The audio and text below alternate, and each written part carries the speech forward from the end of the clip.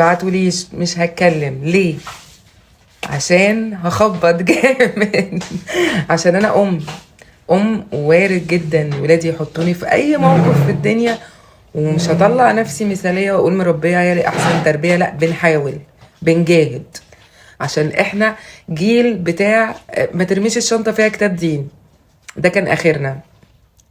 لكن اللي بيحصل في المدارس، هو الفيديو ده فجر قنبله، لكن هي بتحصل كل يوم في المدارس، بيحصل. ووارد ولادنا بيجيبوا لنا مشاكل، وارد ولادنا بيعملوا مشاكل، لكن انا مش هستفاد حاجه لما البنت دي تترفد ولا تتحبس، وانا مش هستفاد حاجه.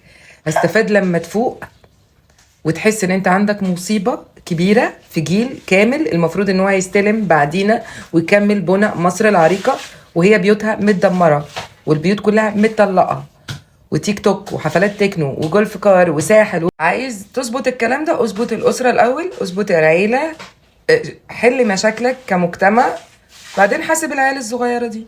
بس يعني احنا بنربي، مدارس محتاجه تربي، مجتمع محتاج يحط قوانين، محتاجين نلم العيال دي شويه، او نكبر لهم او نصغر لهم. يعني مش فاهمه ايه اللي بيحصل، بس في مصيبه، في مشهد مرعب لما تلاقي كله بيصور وكله بيتفرج وكله فرحان وكله، تبقى في كارثه، في غل، في عقد نفسيه هتطفح علينا، هتودينا بده.